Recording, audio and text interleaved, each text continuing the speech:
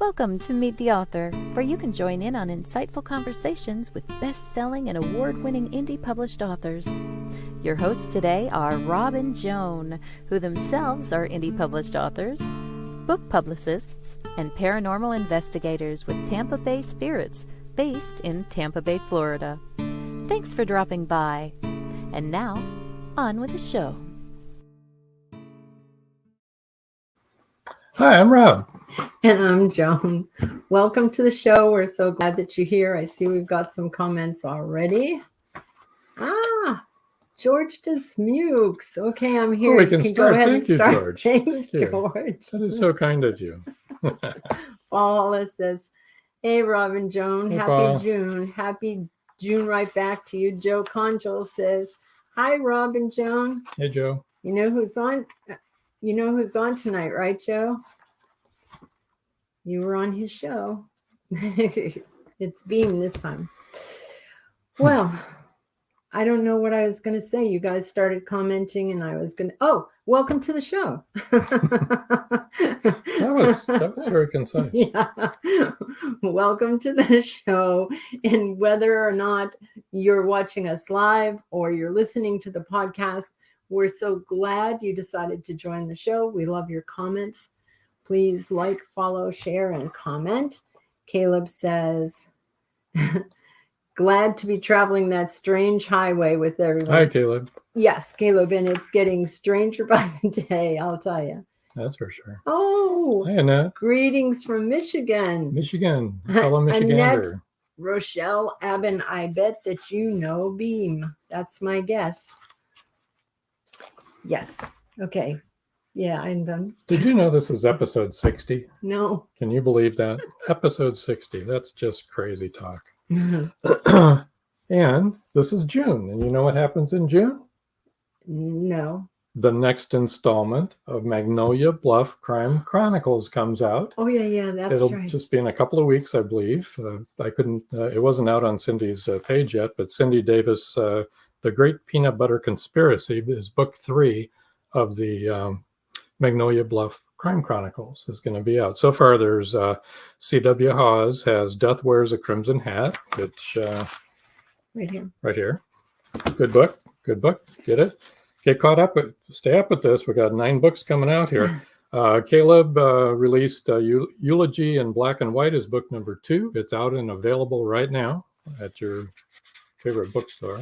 Mm-hmm. And then we have Cindy coming out here in a couple of weeks, or this month, I should say. I shouldn't say a couple of weeks because I don't know. But The Great Peanut Butter Conspiracy, book number 3. So that's all going to be good. Our guest tonight is... Paul says, congrats on 60 entertaining shows. Thank you. Thanks for helping to make it entertaining.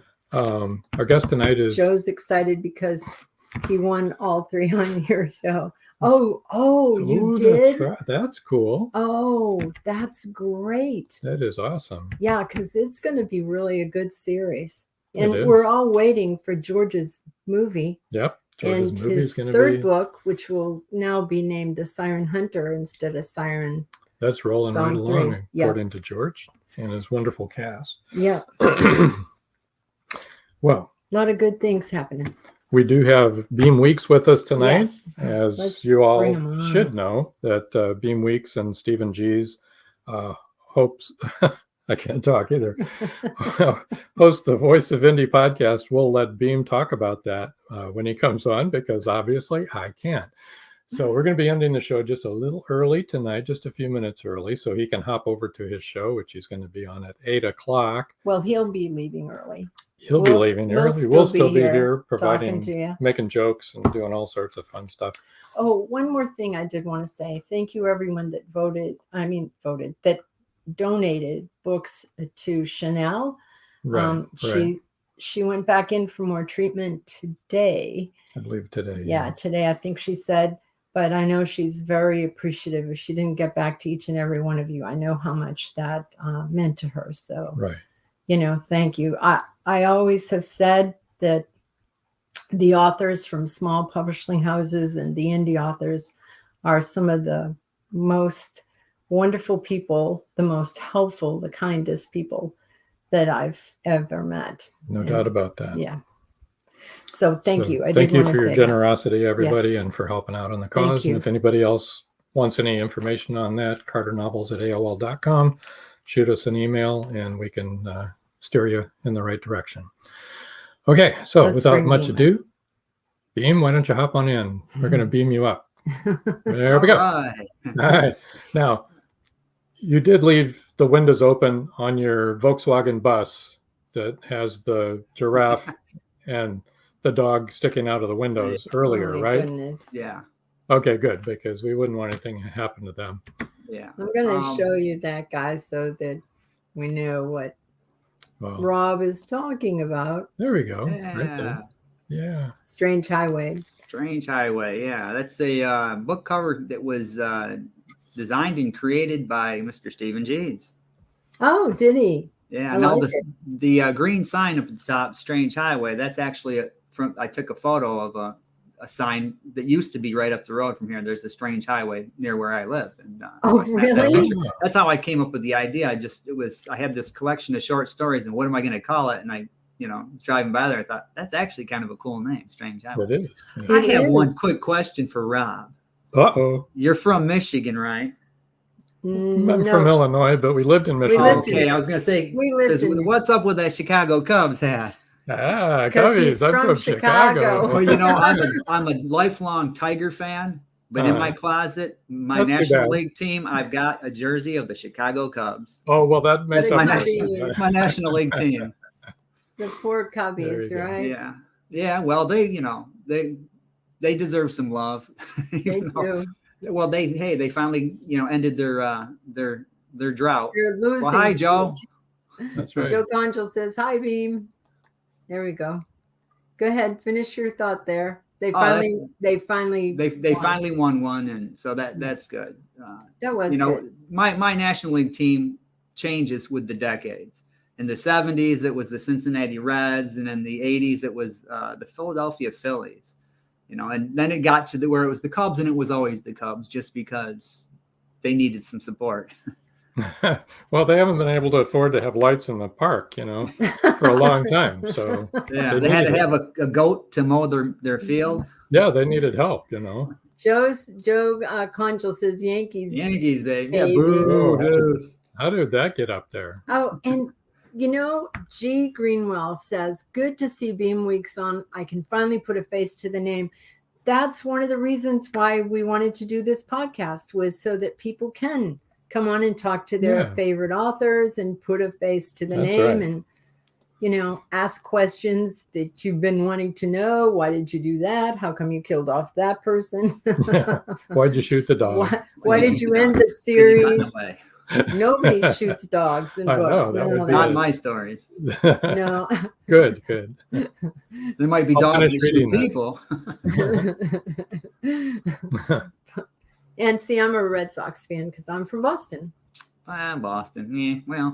Yeah. Well, but they were like the Cubs for years, for decades, and couldn't win it, and then all of a sudden they couldn't lose it. It seemed like they were winning left and right. So good on them. And then Tom Brady moved to Tampa, and so now we're Champa Bay. You're right there with Champa Bay. Mm-hmm. Yep, we are.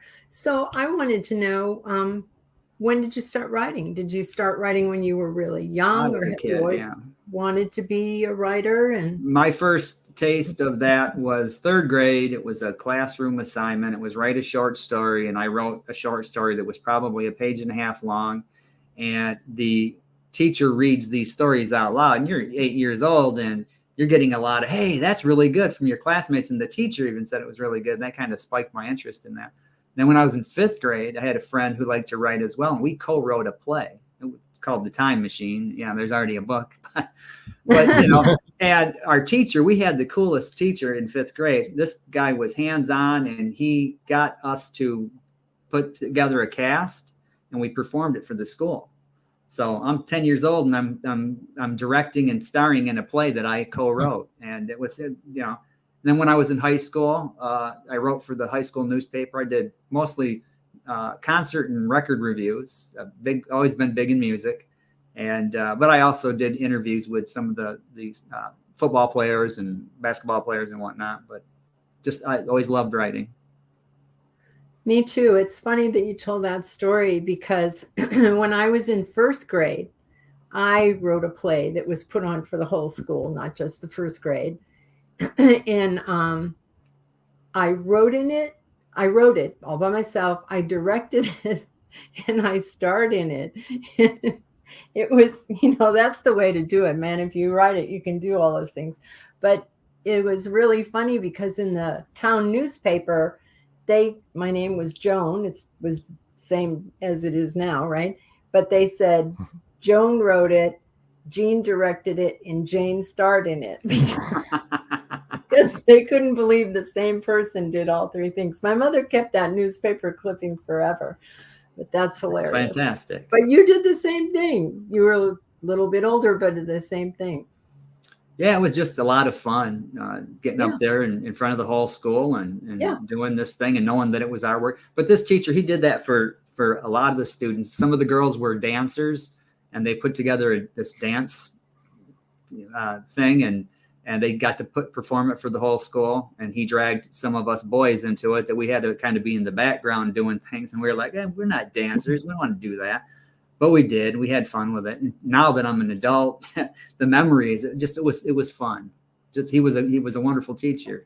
Like I said, hands-on. So yeah. And he was really responsible for my love of reading as well. This teacher, Dr. Anderson at Winans Elementary School, because he used to have a library of books in his classroom, and he would put these point totals on them, depending on, if this was a thicker book, you got more points, the smaller book, fewer points. And then at the end of each semester, whoever had the most points, he would buy them McDonald's and bring it to school, and they could have that for lunch. So that kid sitting over there with the McDonald's, and it was always girls that won it. I came close. I finished second a couple of times, but it was always girls that won that because they were just devouring books. Well, he was really an encourager, wasn't he? Yes, he was. That's great to have teachers like that, right? Yeah. Still remains my all-time favorite teacher, I think. Yeah. Wow. That's really nice. Look at how much good a teacher can do to direct person in the way they should go. Yeah. That's really amazing. So you started writing at an early age, and did that continue through most of your life, or? No, it didn't. Once I got out of high school, I was a partier. I got into partying, raising Cain, and it just, next thing I know, it's 20 years gone, 20 years past. And I got into a situation where, I want to try this writing thing again. And Stephen G's was actually teaching wasn't really a creative writing class, but it was kind of like a creative writing class. And I got involved with that, and it just re-sparked the energy to want to write again. And he was really encouraging. And I started writing short stories again. And then from there, I wrote Jazz Baby, and I haven't looked back. Well, that's awesome. And now you do a show together. Yeah. That's Chanel cool. says, Cool. I loved reading since second grade. My teacher helped me get over my reading disability. That's awesome. See? That is cool. If you can read, really, I think you can do anything. You can learn anything. Now I love to do research. I mean, it's probably one of my favorite things to do. Oh, I love research. I do too. And, you need to be able to read to do research. That is a prerequisite. Yes. There's you can listen to audiobooks, I suppose. But yeah. Well, not quite as extensive. Yeah. Yeah. Audiobooks are fun, but Yeah. I still like them. Yeah, I produce audiobooks. They're a blast to produce. I don't. Yeah, like you've got quite a bit going on that we need to talk about too. Yeah. I mean, how did you and Stephen get together? It was basically meeting him in that class, and he's the guy that runs Fresh Ink Group, and there was a lot of opportunity for me to get over there first as an author, and then while working with him on my own books, well, here's a book, somebody else's book that needs some editing, so he'd throw me some editing jobs here and there, and those turned out well, and then from there I became basically a full-time editor, and then we moved into the audiobooks. Okay. And we don't read them ourselves. I mean, we hire voice actors, but we put like sound effects in there, and there's music for scene breaks and just different little add-on things. And I mean, it just, you know, the working relationship proved, you know, he's down in Alabama and I'm in Michigan, but we conference every night, you know, through Zoom or Skype, and it works. It's how long have you been working with him? Oh, about 10 years now. 10 years. Yeah. Wow. I've known him for about 20, and I've been working with him for about 10. So yeah, that is way cool. Caleb says the toughest thing about research is knowing when it's time to quit researching and start writing. That is true. I agree. That's very true. I've been researching the Phoenicians for probably 7 years, and maybe I have enough. Chanel says that she misses card catalogs at the libraries. Yeah, I know. The library used to be a really fun used to make place sense. to go. You know? Yeah. I spent a lot of time in the library. She said dumb computers are not as much fun. Right? Research is a necessary evil. Oh, but see, I think it's not an evil. I think it's I'll tell you. You're learning, you know, things. Yeah, I mean, when I was researching, Jazz Baby is set in I know we're not talking about that yet, but it's set in the 1920s. I needed to learn about the 1920s. I wasn't born then. So all this research that I did, man, there was just so much stuff there. You know, there's a scene where, you know, they're driving around in this car. It's 1925, and they're listening to the radio, and she's singing at the top of her lungs because that's what she does. And then during my research, I found that there were no car radios until 1927, and they didn't become standard until 1931.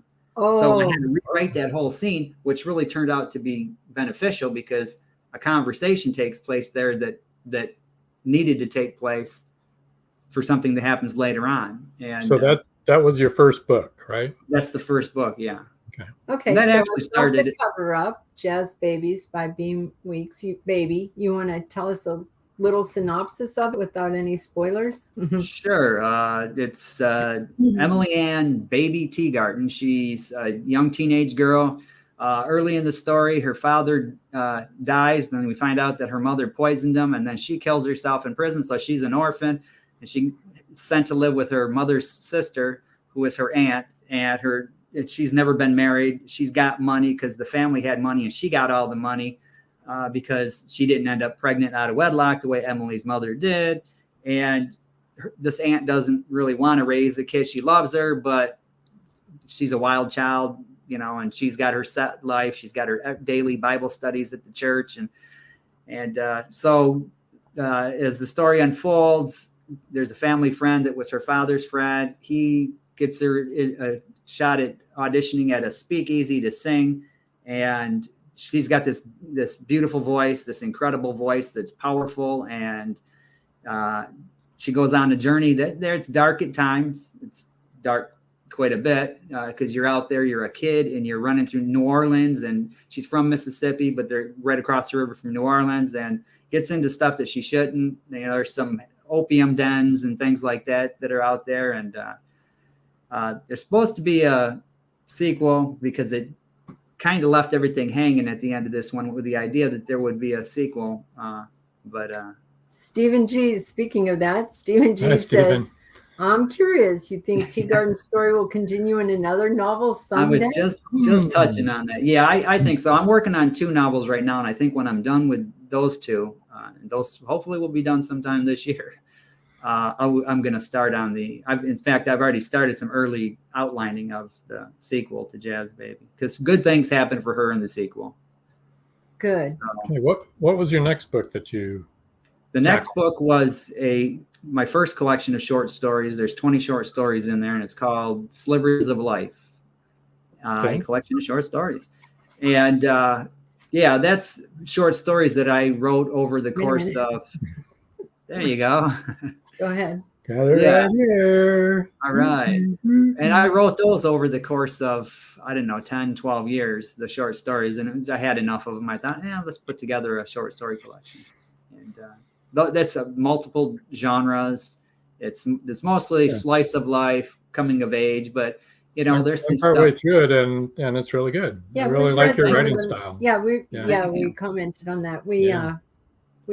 actually have read some of them together.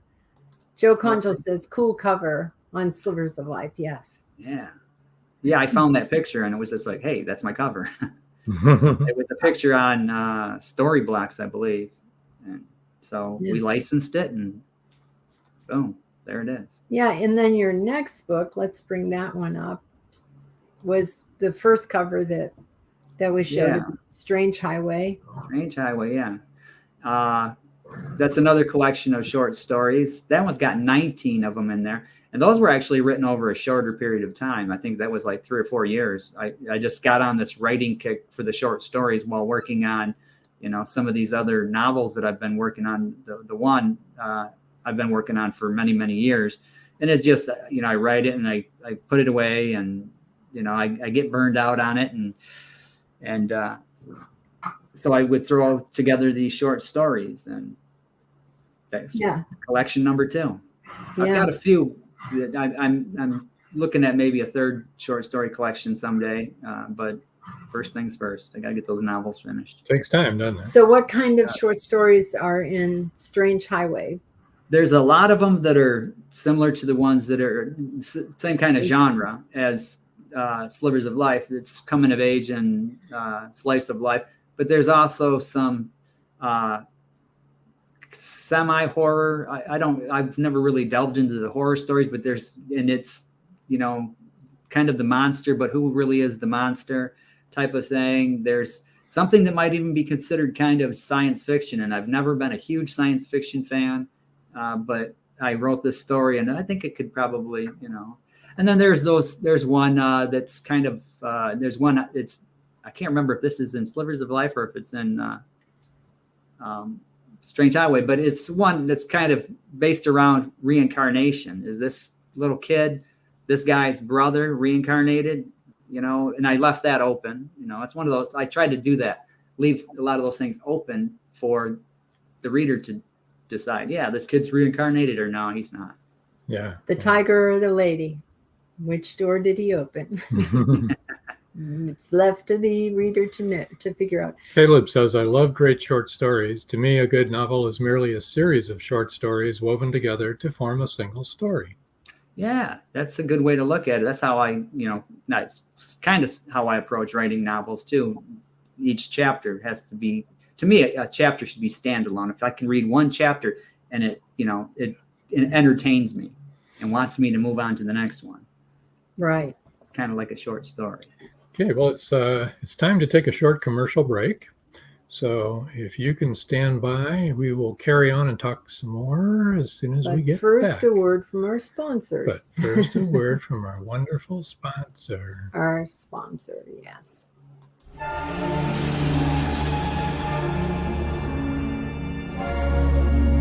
Dear Lord, she's still alive. Who's still alive? Maris, that's who. Come on, Angie, that's impossible. Impossible or not, she's still alive, I tell you. She killed that boatload of people, and she's just getting started. There's no limit to what she will do. It's not easy to kill a siren. It takes a formula and a plan. Siren Song 2 is the spellbinding sequel to Siren Song. Both novels by George Dismukes.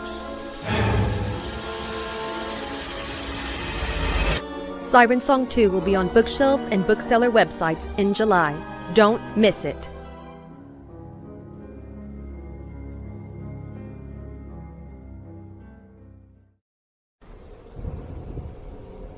Many secrets are hidden within the darkness of the jungle. Behold, this one about a man, a woman, a black jaguar, and an ancient Maya legend. Two Faces of the Jaguar is a novel by George Dismukes that will take you deep into the jungle and capture your imagination until the last word. Two Faces of the Jaguar is book 1 of a trilogy.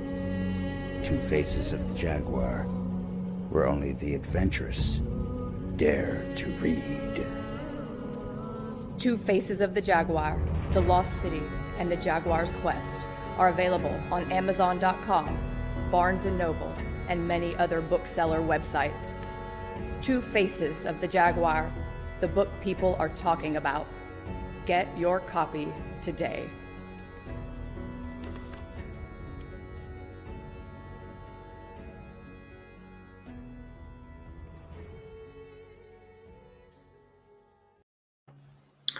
And we're back. Those sound like intriguing books. Yeah, Yes, they are. Yes, and they're really good books. Yeah, and I've read the first Siren Song, and now I want to read the second one. And I'm excited because, well, I can't tell you why I'm excited, but just because. I can't tell you because it would be a spoiler. So I can't say, but I am excited to see how something turns out, how it happens. So Joe Conjal said, Beem, do you have a genre you enjoy more than others when you write your short stories, and any you haven't tried yet that you want to try? Oh, that's a good question. My favorite genre is probably historical fiction, but with the short stories, it's that slice of life. It's everyday happenings of people. Things happen in a life that 1 second, and it changes not just that person's life, but all the other people around them. It changes their life. I like writing stuff like that. Like with Jazz Baby's historical fiction, both novels I'm working on now are, one's historical fiction set in 1910, but the other one's set, closer to modern time, 1977. And that kind of revolves around the summer that Elvis passed away. And so, as long as you're talking about that, let me bring up the first one that you spoke of, The Secret Collector. Yeah, that's hopefully that'll be out here within a couple months. That's the one set in 1910, obviously. And it follows this teenage girl who gathers secrets. She knows what's going on, and she's good at keeping them. But then something happens, and she's determined to get it set straight, and even if it means somebody in her family has to pay. But it's that era. So the norms of that era, the way people treated each other, especially different ethnic groups, the way they're treated, that plays heavily into it. And she becomes disenchanted.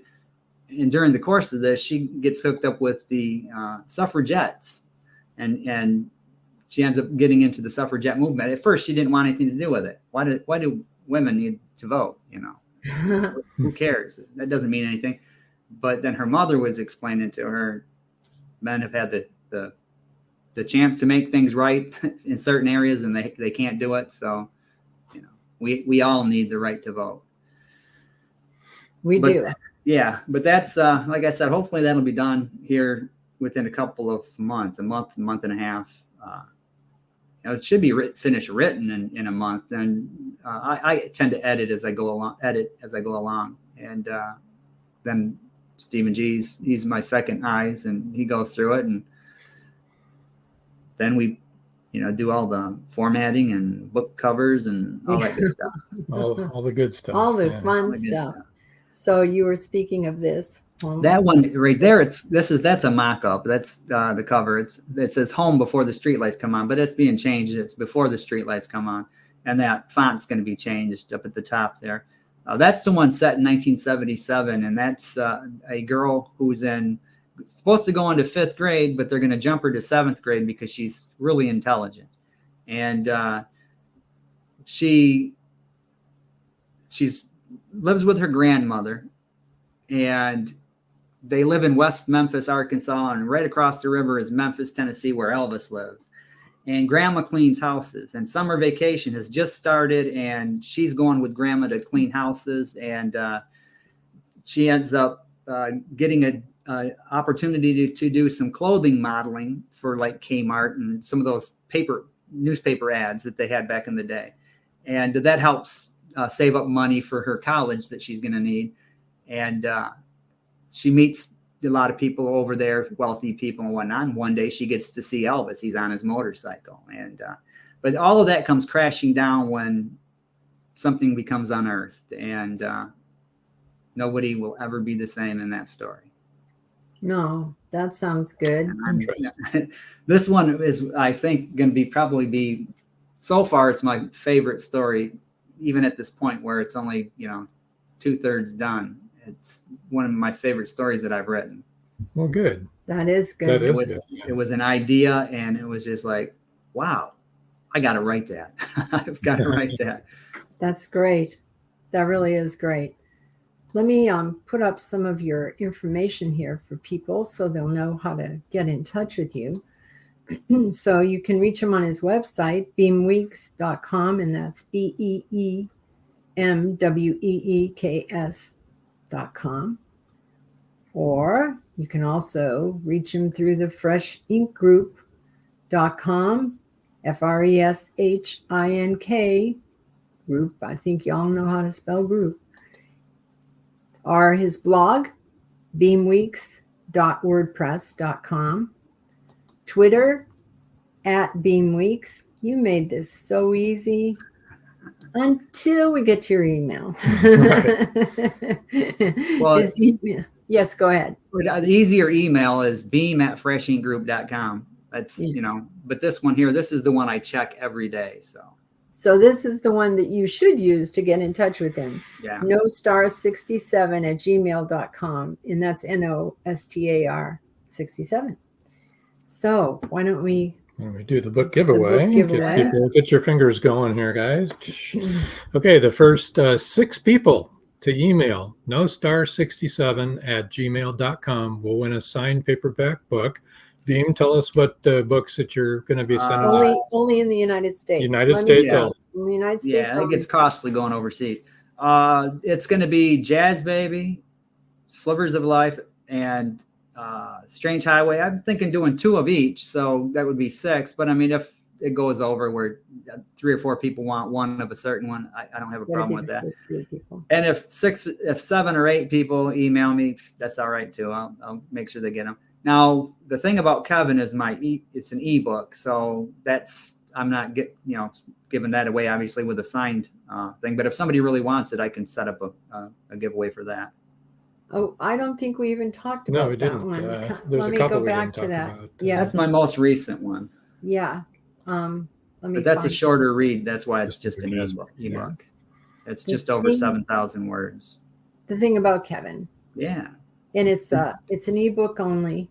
Yeah, this is actually kind of a crime mystery type of book. This is actually set in Chicago, the suburbs. Hey, all right. I'm not in it that way. Yeah, I don't know. Were you ever a gangster back in the 70s? I don't know. I might have been. Yeah, this one is the father, the patriarch of this family dies, and he had 2 sons and a daughter, and one son just kind of walked out the front door one day back in like 1983 and just never came home. He had a falling out with his father, and so whatever happened to him, where did he go? The other son, he got married and went off to college, then got married and moved to New York City, and he was on Madison Avenue, ad exec, and his wife's father ran the company, so he had a nice cushy job while he and the wife were, getting ready to get a divorce because things aren't working for him. And he comes back home to Chicago to bury his father, and as he starts getting ready for the funeral, secrets from the past start popping up. His brother and his girlfriend had a baby out of wedlock when they were teenagers, and he didn't know this. He just knew that the girlfriend had gone out to her aunt's house in California one summer, and when she came back, they weren't together anymore, and the baby was put up for adoption. And there's all kinds of little things that he finds out, and he starts to dig to find out, where's his brother at? Is he going to show up at the funeral? Is he going to snub the family, or what happened to him? Where's he at? What's going on with him? And that one was a fun one to write as well. It was actually a quick write. There's an important question here. Is the email Addie cap sensitive? No. Shouldn't be. I don't think it is. I don't think any of them Not on are emails. Not on Hi, emails. Annette. And before that, you said she's from Michigan, and she probably knows me. I don't know. I've never met her, but we do know each other online. I've I've left comments on her blog, I think, and she's been on mine. So, so Hi, she's an Annette. online friend There you go. from Michigan. You have Yeah, that in she's common. she's a- Michiganders. a fellow Michigander. Yep. Yeah. And Joe Condrel says, I thought maybe the plot was about killing the Cubs World Series chances. There you LOL. go. Well, that's how it started. No. The thing about Kevin is he hated the Cubs. He hated the Cubs. But the Cubs play a role in there because the dad used to take the sons to the Cubs games every weekend. Every Saturday it was Dad and Son Day. Then, going out to Wrigley Field. Going out to Wrigley, yeah. Yeah. So, and that took some. I've only been to Chicago like a time or two, and so I had to do a little research on that. Some of the bars in the area, make sure that they were around. Back in the day, although the story is current, it takes place now. Like last year or whenever it was that it came out, he went to go to the funeral, but it cuts back in time to the late 70s and the early 80s at times. Fox Point Publishing. Kirsten says, hi from Minnesota. Hi, Kirsten. Hi, Kirsten. Oh, hello there from Minnesota, eh? Minnesota, hey. And Annette says, hi, Beem. Hi, Annette. Yeah. Well, the thing is about Kevin? living in, the thing about Kevin is living in Chicago, there are a lot of gangsters living there. There were when we were living there and active, and a lot of the houses that were built during the high time, like back in the 30s and stuff like that, in the 40s, have all these secret rooms and passageways, and people would buy the houses in underground caverns. Underground caverns. They'd buy these houses and find this stuff with tunnels under their houses, Yeah, there used to be this really cool show. Incidentally, the gangster connection is Kevin, the main character. His father is a gangster. Or Kevin isn't it's Kevin's the brother that's missing. But the father was the gangster. Think Goodfellas. If you've ever seen the movie Goodfellas, how those guys were part of crews. This guy had his own crew, and he just did things outside of the law. He had connections too, but he also had people that wanted to take a shot at him. But what you were talking about with the little hidden rooms and all that, there used to be this show on History Channel or one of those cable channels, was called If Walls Could Talk. And that's what it was about, where they would go to these people's houses, and we bought the house, and as we were remodeling it, we found a speakeasy in the basement. It just things hidden behind this wall. There was one, it was a judge that at the late 1800s, 1880s, 1890s, and he was a powerful man, well respected in the community, and one of his children was born with mentally handicapped, and so they would keep the child in the attic, and they had metal platings on the walls, and it was just no life. And that was this horror that these people came to realize when they discovered what this room was for, because it had been covered up by another wall. And then they found the birth of the child, and then they found the obituary for the child. The child ended up dying at like 12 or 13. But I mean, it was sad. Mm-hmm. Yeah. That's a lot of those places are haunted that have those rooms. They did that. Yeah. They really did that. People back then. A lot of people back then. Yeah. And that leaves an energy there. Don't you know, eh? Christian said, don't you know? Beem, before we run out of time here, could you talk to us a little bit about what Fresh Ink Group has to offer? You've got an awful lot of stuff on your website there. Fresh Ink Group is an all-purpose publisher. We publish books. We edit books. If you don't need us for publishing, we do editing. We do book trailers, and we do some pretty interesting stuff with book trailers. We do a lot of After Effects and things, live footage, cool voiceovers, some sound effects, music, things like that. We do audio books. Again, same thing with professional readers. We have connections to Like one of the guys that's reading a book right now, he just finished a movie with Christopher Lloyd from the old TV series Taxi and from Back to the Future, Doc Brown. Oh, yeah. Oh, hey, Marty. That guy. This guy just did a movie with him, and we got him to read one of our author's books. And he's a kid. He's like 18 or 19, and this guy just he reads it like an actor, and it's professional, and it's really cool sounding. So we do that.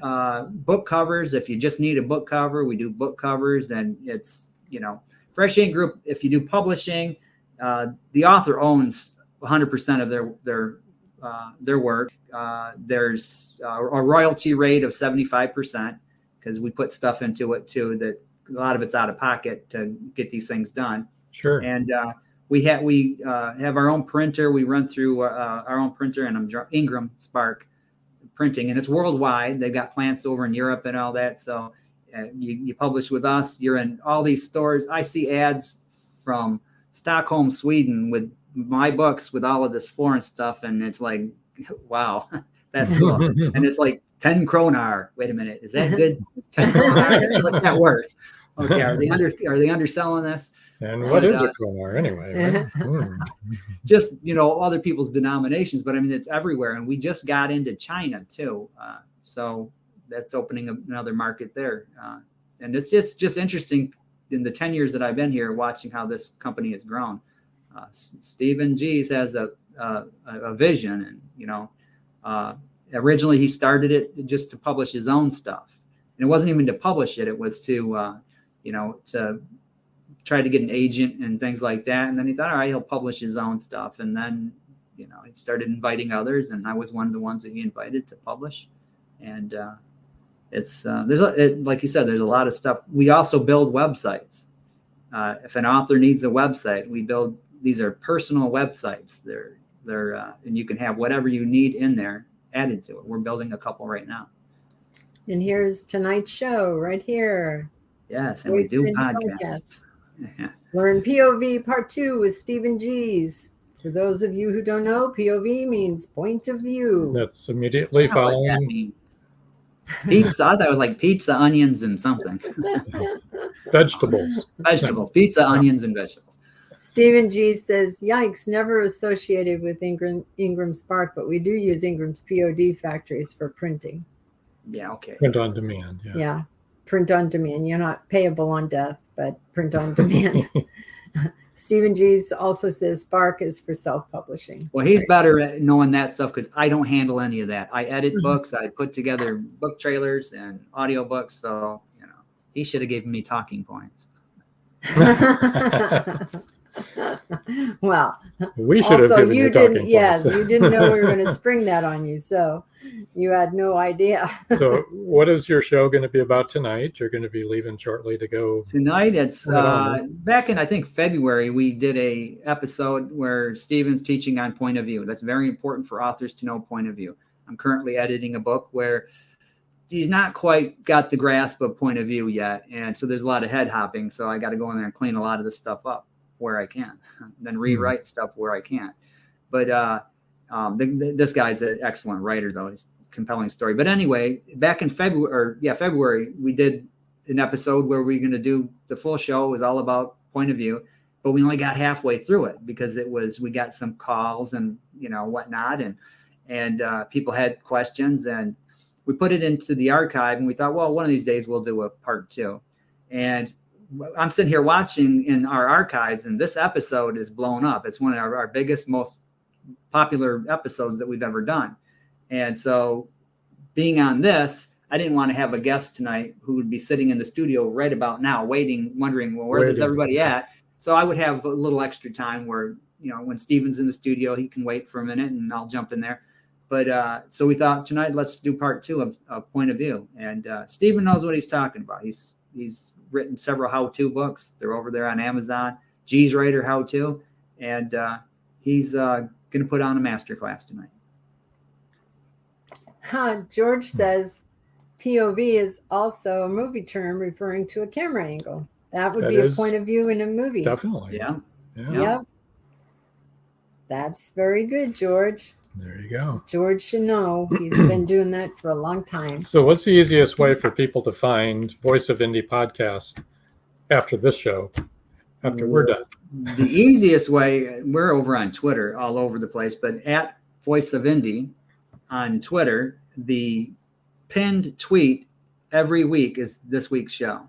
So after tonight's show, I will pin the tweet with the link in it for next week's show. Okay. We also have a newsletter. Go to freshinkgroup.com and scroll to the bottom of the page and sign up for our newsletter. And every Wednesday morning, you will receive the link for the show, who the guest is, some information about the guest, book trailers by the guest, books by the guest. You can click on the links and find them on Amazon. And then there's also other little news and updates of what's going on with Fresh Ink Group authors. And our guests they're not all Fresh Ink Group authors. In fact, the most of them are not. They're just all kinds of people. And that's what we want. Yeah. Exactly. We had Joan on the show. We've had musicians. We had he's one of our authors, but Mark Herndon played drums for the country band Alabama for 28 years. Wow. And he wrote a memoir and he published with us. And I got to do some of the editing on that. And he's a great guy. And he got on the show with us. And we had a good time with that. We also had says it's a great newsletter. All right. And Annette says, this has been cool. Thank you, Rob, Joan, and Beem. Yeah. Well, thank you. It is. It's cool every week, Annette. You should tune in again next week and meet another cool This is a great podcast right here. This is a video podcast, which is really cool. I like that. And it goes to then it YouTube. Becomes a podcast. So it becomes a podcast after tonight too. So you can listen. Anybody that wants to listen can listen on all sorts of outlets. But we're also you can catch up on all the old shows on YouTube if you just go over to the Indie Book Source YouTube channel. Yeah, it's got the whole archive, all 60. 60. This will be there. It's there right now, actually. Yeah. But I did notice we had a lot of watching us on a lot of YouTube people contributing tonight. Yeah. Make sure you subscribe because we need subscribers. Yeah. Subscribers are important. We go one day at a time. Fresh Ink Group, all of the Voice of Indie podcasts, when we're done with those, we put them into a video format with just a placard, obviously, because there's no image. Yeah, there's no We video. put those on YouTube as well. And we got all our book trailers over there. So Fresh Ink Group on YouTube. Go check it out, everybody. And like and subscribe.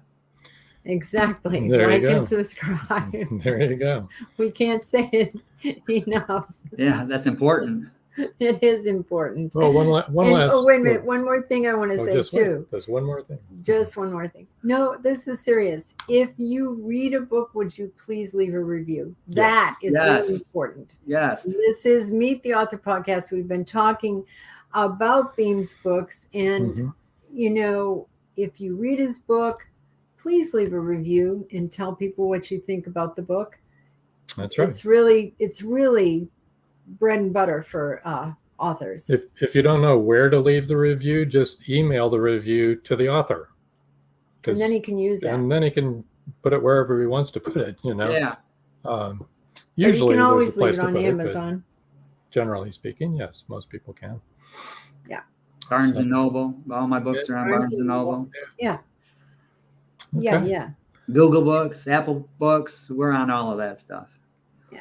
Do you have any last comments or questions? Any last requests? That's or... dire. Last Do request. you have any last Can I words? have a steak dinner before? Sure. Just come over and check out tonight's Voice of Indie podcast. It's going to be starting here in about 10 minutes. If you need the link to get over there, go to @Voice of Indie on Twitter, and the pinned tweet. The link's right there in that tweet. And when this show's over, I'll pin next week's tweet there. So, and there's a phone number too that if they want to make comments or be on the show and ask questions of anybody or the guest that's on there, or you, like when we were on, Joe Conjo called in and bugged us. So then when he was on, we called in and harassed him. Yeah, that was a lot of fun. It was a lot of fun. That number's posted on the link that. Yeah, it's on the link. The show. Yeah, exactly. Yeah. And that's the same every week, right? 516-453-9902. Yep, every week. Okay, same number. Okay. You mean you don't change your phone every week? No, I go through Blog Talk Radio, and they assigned us that number, and we've had that for what it is. Almost 2 years. So there you go. Nobody calls up and orders pizza. No, but people call up there. We do, like with your show the other day, we did the pre-show conversation. We do that too, usually on Monday or Tuesday. And I tell them, hey, we're going to be calling you. Do you have a phone number? So they give me a phone number, and then they tell us, I was trying to call that number, but they was telling me there's no show scheduled. It's like, because we said we were going to call you. But they call the studio number, and there's nobody there for our number at that time. So you'll just get a recording saying, sorry, there's no show scheduled for today. Yeah. That would be a little scary. There you go. Well, we'll let you go. We know you got to get running there. And I appreciate this. I appreciate this opportunity. This was a lot of fun. I'm not used to doing this is like the third or fourth video interview I've ever done, but I mean, it was a lot of fun, and I appreciate this. Well, Joe Condell says, great show tonight. I've enjoyed listening to Beem talk about his books. We have two. Nice seeing, this is Fox Point Publishing, LLP. Nice seeing everyone. Have a good night. You too, Kirsten. You too, Kirsten. Thank you, everybody. Yeah. Thank you. So we'll still be here after we say goodbye to Beem. We'll be here for a few more minutes, people, if you have any more questions for us. Right. All right. So thank you. Thank you to everybody who tuned in and who will tune in the archive as well. I appreciate that. And thank you, Joan and Rob. I appreciate it. You're welcome. Thank you for being on the show. And have a good show. Thank you. Follow. Yes. So, kind of removed him while he was trying to say bye.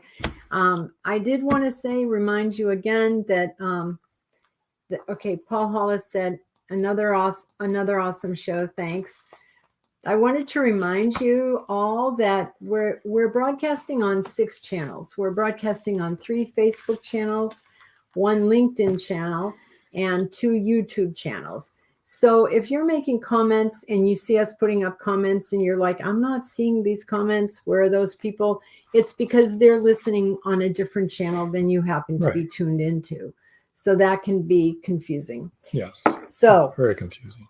So what's coming up, you asked? Okay. Did you ask what's that? Coming up? Oh, this Saturday, episode Rewind, episode 27, Caleb and Linda Pirtle. That's going to be at 5:30 p.m. That was a good show. It was a really good show. Yeah, if you missed it, watch it. You can watch Saturday. it right here where you're at right now, whatever outlet you're watching on, Facebook, it's LinkedIn, or YouTube. Channels. It'll be live, a live rerun if you missed it. So that'll be on. And then next Wednesday, we're going to be camping. So we have a new episode we're going to show that is pre-recorded with Dr. Michelle Finneran. And do you want to talk about what it was about at all? Yeah. A little bit. Okay. So Dr. Michelle Finneran has written a book about domestic abuse. And it's a really important work. And she has a lot of important things to say to people who are perhaps dealing with a family member who's going through this. And she gives great ideas on how to handle that and how to help them. And before I met Rob, was a victim of domestic abuse. And so for part of the show, she'd asked me to share my story, and I did. And so I think it's kind of, it's a hard thing to hear about, but it's an important thing to hear about because it happens so much. And I thought that things had changed a lot in the many, many years since I went through that, because, Rob and I have been together for 46 years. So obviously it was a long time ago that I went through that, but it hasn't changed. It's still the same. It's still very difficult for women in particular to get help if they're in that kind of situation, because domestic abusers make sure that you're separated from everyone that you know and everyone that cares about you. And they make sure that you're very dependent on them. And so it's very, very difficult for women in that situation. So this book is helpful to be able to help those kind of people. That's next Wednesday at the same time, 7 o'clock Eastern time, 7 o'clock p.m., Wednesday, June 8th. Dr. Michelle Finneran. Don't miss it. It's going to be a good one. Yeah. And Paul Hollis G. says, another awesome show. Thanks. And Stephen, who I think is probably already off the air here, said, great show. Thanks, Carters, both. And George says, domestic abuse is the most painful disease in this or any country in the world. That's for sure. It is. It's really difficult. And people don't know how to deal with people that are going through that. And I just want to make it really clear that I'm a survivor. I'm not a victim. And so I'm good, and I can talk about it, and it's not painful for me at all to talk about it anymore. And you know, and if I can do anything to help anybody, then I want to do that. So, but yeah, it is a painful disease, and it's bad. It's really bad. Yep. But she's very entertaining and easy to listen to, and knows what she's talking about. She's a smart cookie and a young woman, and I admire her a lot. She offers a lot of good advice, I believe. Mm-hmm. She does. So anyway. Thanks for listening, people. I think that's about it. Mm-hmm. Let me take this down. And I guess until next time. That's all, folks. Thank you for joining us here on Meet the Author. Make sure you stay up to date with our show by clicking like, follow, and share. And you can find us on Spotify, iTunes, and more. See you next time on WLFE-DB.com.